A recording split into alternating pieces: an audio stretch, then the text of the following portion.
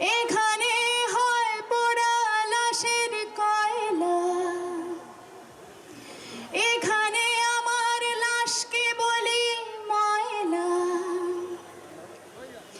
এখানে হয় লাশের উপর নাচ, লাশ পড়ে থাকে আনাজ কানাজ। জীবন মৃত্যুর দোলাচলে ওসমান হাদি যখন এয়ার অ্যাম্বুলেন্সে সিঙ্গাপুরের পথে, তখন খুবই ফুঁসছেন কেন্দ্রীয় শহীদ মিনারে জড়ো হওয়া তার সহযোদ্ধারা।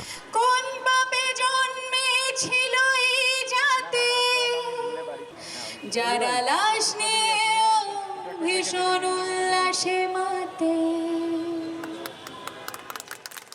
গান আর কবিতায়, ঝাঁঝালো বক্তৃতায় প্রিয় হাদিকে ফিরে পাওয়ার আর্তনাদ।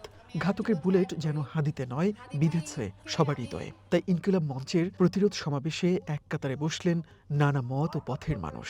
এবং এই সুশীল সমাজ এই সকল শিল্পীদেরকে ধরে রান ধরে ফেলে ফেলবেন। জুলাই আন্দোলনে নেতৃত্ব দেয়া ছাত্র নেতারা বললেন, ভারত বিরোধী অবস্থানের কারণেই হাদিকে নিশানা করা হয়েছে। এই ঘটনায় সরকারের ব্যর্থতার কঠোর সমালোচনাও করেন তারা। 2 বছর হতে না হতেই এই শকুনেরা আবার বাংলাদেশের মানচিত্রকে, স্বাধীনতাকে, বিপ্লবীদেরকে খামচে ধরার চেষ্টা করছে। তারা মনে করছে এক ওসমান হাদিকে আক্রমণ করে, রক্ত ঝরিয়ে, জীবন নিয়ে তারা বাংলাদেশের মানচিত্রকে, স্বাধীনতাকে আবার কুক্ষিগত করার চেষ্টা করবে।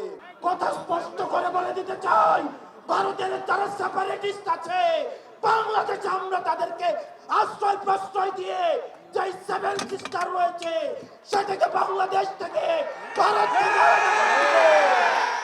হাদিকে হত্যা চেষ্টার ঘটনায় রাষ্ট্রীয় গোয়েন্দা সংস্থার দিকে আঙুল তোলেন জুলাই যোদ্ধারা। আক্রান্ত হওয়ার শঙ্কা জানানোর পরও হাদির নিরাপত্তায় সরকার কেন ব্যবস্থা নিল না, সেই প্রশ্ন তোলেন তারা।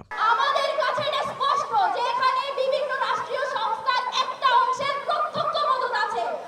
সেই মদত কারা দিয়েছে, কারা এখনো বিপ্লবী সরকার, যে বিপ্লবী সরকার ইন্টারিম সরকার, সেখানে বসে এখনো কারা হাসিনার কারবাস সাথ করে। তারা খুনিকে বাংলাদেশের বর্ডার থেকে পার হতে দিতে পারে। তারা 72 ঘন্টা পার হলেও কোনো খুনিকে গ্রেফতার করতে সক্ষম হয় না। ফলে শুধু স্বরাষ্ট্র উপদেষ্টা নয়, কোথা থেকে এই ধরনের খেলা চলছে সেই ডিপ স্টেট নিয়ে আপনাদেরকে কথা বলতে হবে। প্রতিরোধ সমাবেশে অংশ নেওয়া রাজনৈতিক দলের নেতারা হাদি ইস্যুতে স্বরাষ্ট্র উপদেষ্টার সমালোচনা করেন। নানাভাবে ফ্যাসিবাদী শক্তিকে পুনর্বাসনের চেষ্টা হচ্ছে বলেও তারা দাবি করেন। এর দায়িত্ব অবশ্যই অন্তর্বর্তী সরকার, স্বরাষ্ট্র উপদেষ্টা, স্বরাষ্ট্র মন্ত্রণালয়কে গ্রহণ করতে হবে। এভাবে দায়িত্ব এড়িয়ে যাবার কোনো সুযোগ নাই। আমি বিস্মিত হয়েছি, তিনি 50 লক্ষ টাকা পুরস্কার ঘোষণা করেছেন হাদির ঘাতকদেরকে ধরিয়ে দেওয়ার জন্য। প্রকারান্তরের মধ্য দিয়ে তিনি জানিয়ে দিয়েছেন অন্তর্বর্তী সরকার, স্বরাষ্ট্র উপদেষ্টা তারা এই খুনিদেরকে ধরার জন্য তারা উপযুক্ত লোক না। বাংলাদেশের মানুষের চেতনার প্রতীককে প্রকাশ্য দুপুরে গুলিবিদ্ধ করা কখনো বিচ্ছিন্ন ঘটনা হতে পারে না। আপনি বাংলাদেশের মানুষের সংস্কৃতি, জাতিসত্তা, মূল্যবোধ সম্পর্কে যদি ন্যূনতম ধারণা থাকে, তাহলে বুঝতে হবে বাংলাদেশকে ভারতের করদ্রাজ্য যারা বানাতে চায়, আমাদেরকে যারা সেবাদাস বানাতে চায়, এই দেশকে গ্রাস করার পরিকল্পনার অংশ হচ্ছে হাদির উপরে আক্রমণ। এটা বিচ্ছিন্ন নয়। আধিপত্যবাদ বিরোধী লড়াইয়ের শপথের মধ্য দিয়ে শেষ হয় শহীদ মিনারের প্রতিরোধ সমাবেশ। শপথ বাক্য পড়িয়ে আমাদের সম্পাদক ঘোষণা দেন, 25 ডিসেম্বরের মধ্যে শেখ হাসিনাকে ফেরত না দিলে বাংলাদেশে থাকা ভারতীয়দের বিরুদ্ধে প্রতিরোধ শুরু হবে। আমি হাদির রক্তের কসম দিয়ে বলছি, বাংলাদেশের প্রতিটি ভারতীয় প্রতিষ্ঠানের বিরুদ্ধে আমরা প্রতিরোধ সংগ্রাম শুরু করব।